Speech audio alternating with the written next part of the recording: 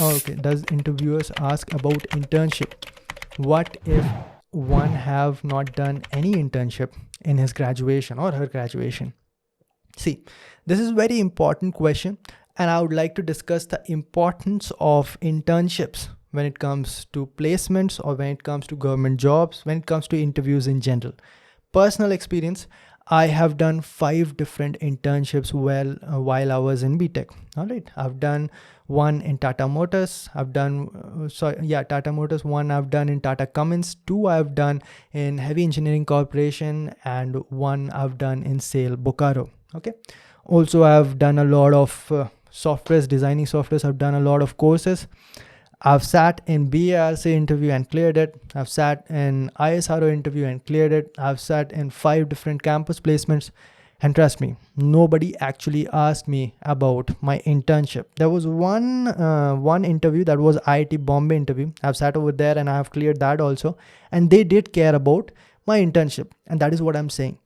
Internships are important, but to a limit. Internships are not supposed to be done like 5 throughout your BTech.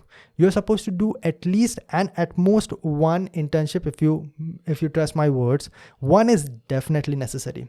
One, there's huge chance that even your ISRO interviewers are going to ask that what did you do for your internship? That is your 8th semester when it comes to BTech. One internship is extremely important because that is going to be asked every now and then. 50% of the interviewers are going to ask about that. It's not that important in your campus interviews because your campus placement are mostly in 7th semester or sometimes even in 5th semester. But one internship is definitely important. But a lot of people will be investing a lot of time in doing so much internships, and that is not actually necessary. Nobody actually, if you ask my experience, BARC interview, I've always said that in BARC interview, the internships are or your major project is never asked.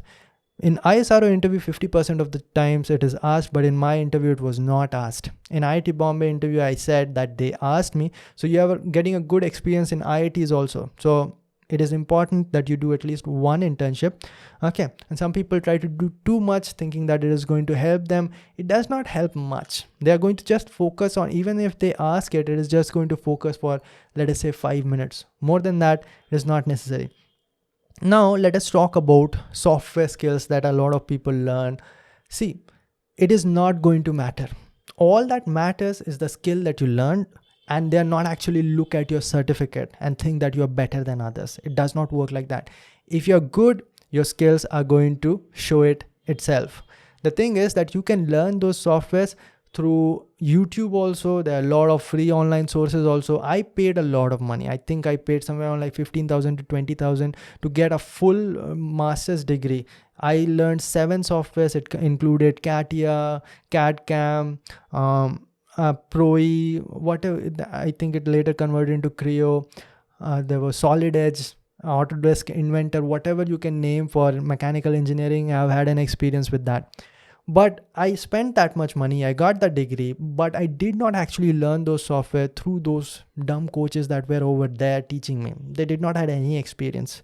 What I learned mostly was by practically applying those scenarios. For example, my 8th semester project was on IC engine, and I learned how to handle computational fluid dynamics by my own, by just going through free videos online on YouTube and all. And then in my BARC project also, final project, that 4th semester project was on computational fluid dynamics only, and there was a new practical case that I was able to solve using that computational fluid dynamics. So your personal experience, once you start solving physical practical problems, then only you are going to learn a software, and your learning only matters. Your certificates do not. Now, a new trend I'm seeing is that there are a lot of websites, a lot of even colleges that are doing online courses. A lot of people are asking, doing this course, they are actually giving certified courses that they're going to give just PDFs of the certificate, and your name is going to be written over there. Does those certificate matter, or these courses matter? No. Ultimately, your knowledge matters. What you learn, that's matter. The certificates do not matter at all. Even NPTEL is giving a lot of courses. Students ask me, should I do it? If you want to learn, then you do it. Just for the certificate, don't do it, because it's going to be waste of money, because most of the time in interviews they don't even see those certificates, right? So I'm telling this straight up with experience, because I've not discussed this ever. That is why I'm discussing it over here. So keep that in your mind. If you want to learn and you think that the source is good enough to be learned from, then you can do.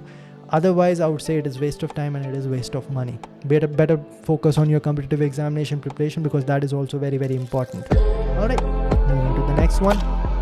Aman Razia, how to handle the emotional blackmail from parents and other family members.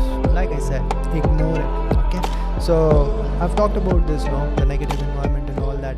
The parents are